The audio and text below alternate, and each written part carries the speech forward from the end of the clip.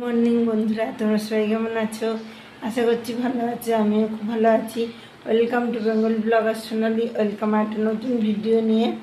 আজ সকাল সকাল উঠতে হয়েছে ছেলের জন্য। ছেলের বায়না ম্যাগি করে দাও। সেন উঠে ঘুম চক্ষুতেই ম্যাগি চাপিয়ে দিয়েছি। তা চলো তোমাদের দেখাই কী কী দিয়ে ম্যাগি চাপিয়েছি। এর মধ্যে দিয়েছি ভুট্টা, তারপরে ডিম, তারপরে মটরশুঁটি আর ধনে পাতা, টমেটো কুচি এইসব দেওয়া হয়েছে এর মধ্যে দিয়ে ম্যাগিটা করছি। কালকেও খেয়েছিল, দিয়ে ভালো লেগেছে, ওই জন্য আজকেও এইভাবেই করে দেওয়া আমাকে। সেটা সকালে ঘুম থেকে উঠেই ম্যাগি করতে চলে এসেছি। তোমাদের কার কার বাচ্চারা এরকম সকালবেলা উঠিয়ে ম্যাগি করে আমাকে জানিও।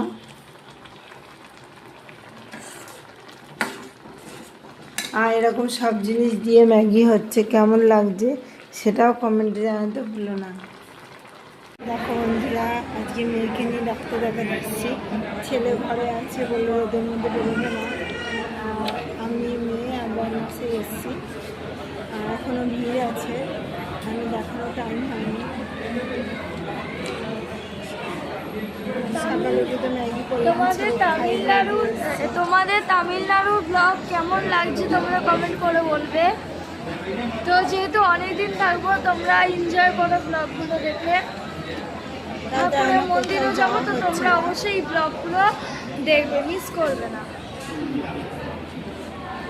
তোমাদের বাইরের ভিউটা আবার এখনও ডাকেনি, নাম ডাকবে, সিকিউরিটি গার্ড বললে নাম ডাকবে, তারপরে আমরা ভেতরে যাব। আর সকালে তেমন কিছু রান্না করিনি। সকালে ম্যাগি করলাম, ছেলে ম্যাগি করে খাইয়ে দিয়ে এসেছি।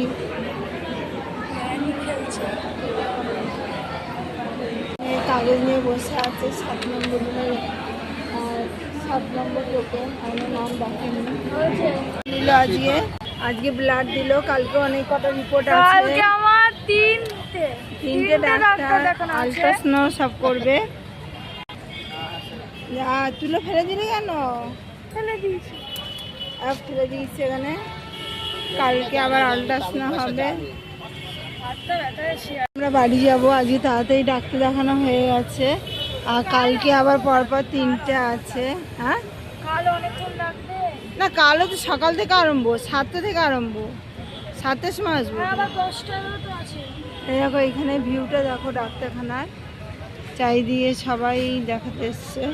অনেক দূর দূর দেশ থেকেও এখানে একটা চার্চও আছে। চার্চ দেখিয়েছি সেদিন। কালকে দেখাবো, কালকে ভালো করে দেখানো যাবে। কাল চার্চ দেখিয়েছি।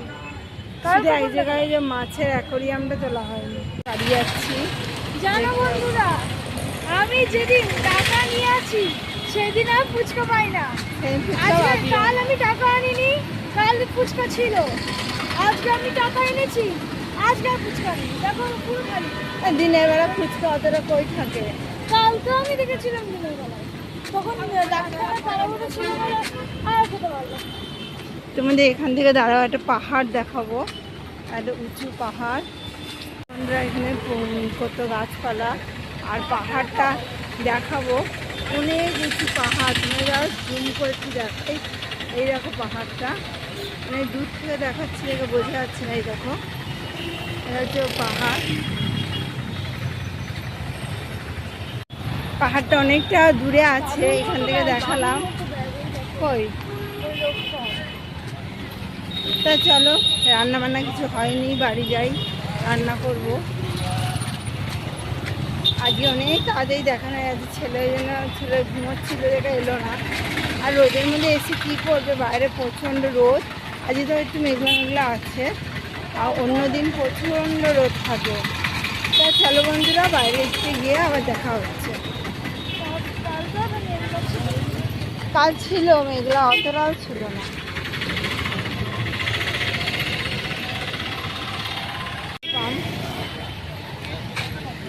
কি সুন্দর বাস, পেট্রোল পাম্প, ইয়ে জাম বিক্রি হয়। আর দেখো কি সুন্দর জুতো তৈরি করে রেখেছে। চলে এসে বাড়িতে এসে রান্নাঘরে ঢুকে গেছি, ওদের কিছু খাওয়া টাওয়ার করে দিয়ে এবার রান্না করতে এসেছি। আজকে করব ডিমের একটু কারি করব, আর উচ্ছে কুমড়ো বতি করব। এই যে উচ্ছে আর কুমড়ো কেটে নিয়েছি, কুমড়োটা নষ্ট হয়ে যাচ্ছিল, আর উচ্ছেগুলো কালকে এনেছি কিন্তু থেকে যাচ্ছে, যেহেতু এখানে ফ্রিজ নেই, বাইরে রাখতে হচ্ছে, সেজন্য এরকমই নষ্ট হয়ে যাচ্ছে। আর এখানে মশলা সব রেডি করে নিয়েছি, আদা বাটা, রসুন বাটা দিয়ে জিরে গুঁড়ো, ধনে গুঁড়ো, লঙ্কার গুঁড়ো, হলুদ গুঁড়ো নিয়ে একটা পেস্ট বানিয়ে নেবো। আর এখানে দেখো ডিম ভেজে তুলে রেখেছি। দেখো বন্ধুরা, পেঁয়াজগুলো আমার লাল লাল করে ভাজা হয়ে গেছে, আমি মশলাটা দিয়ে দিয়েছি। মশলাটা দিয়ে ভালো করে নেড়ে ছেড়ে নেবো, যতক্ষণ না চারিদিকে তেল ছেড়ে এটা কুক হয়ে যাচ্ছে ততক্ষণ অবধি নেড়ে নেবো। আর এখানে দিয়েছি আলু সিদ্ধ আর একটু গাঁঠি সিদ্ধ। গাঁঠি সিদ্ধটা, আলু সিদ্ধটা আলাদা আলাদা করে মাখবো। গাঁঠি সিদ্ধ খেতে কিন্তু বেশ ভালো লাগে। আর এবার ততক্ষণই নেড়ে যাবো যতক্ষণ না কাঁচা রসুন আর পেঁয়াজের গন্ধটা দূর হয়, ততক্ষণ অবধি কিন্তু আমি ভালো করে নেড়ে ছেড়ে যাবো। তারপর আবার ডিম দিয়েও ভালো করে কষিয়ে নিতে হবে। আর দারুণ সুন্দর একটা স্মেল বেরিয়েছে।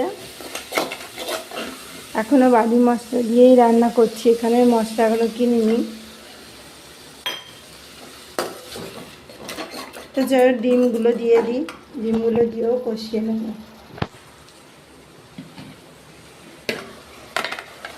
ডিমগুলো সব আমি দিয়ে দিলাম। এবার ডিমগুলো দিয়ে হালকা হালকা করে নেড়ে নেবো, যাতে না ডিমগুলো ভেঙে যায়। মশলাগুলো ডিমের গায়ে সব লাগিয়ে দেবো, আর আস্তে আস্তে করে ডিমগুলোকে নাড়তে হবে, কারণ ডিমগুলো যদি ভেঙে যায় তাহলে তো ভালো লাগবে না। চলো ডিমগুলো দিয়ে ভালো করে নেড়ে নিই। কালারটা দেখো খুব সুন্দর এসছে কিন্তু। আর উচ্ছে কুমড়ো বতিটা করবো, হয়ে যাবে। ভালো করে কষিয়ে পরিমাণ মতো জল দিয়ে দিয়েছি, আর এর উপর দিয়ে ধনেপাতাও দিয়ে দিয়েছি। ফুটে একটু মাখা মাখা হলেই ঝোলটা আমি নামিয়ে ফেলবো। এখন টকবক টকবক করে ফুটছে ঝোলটা।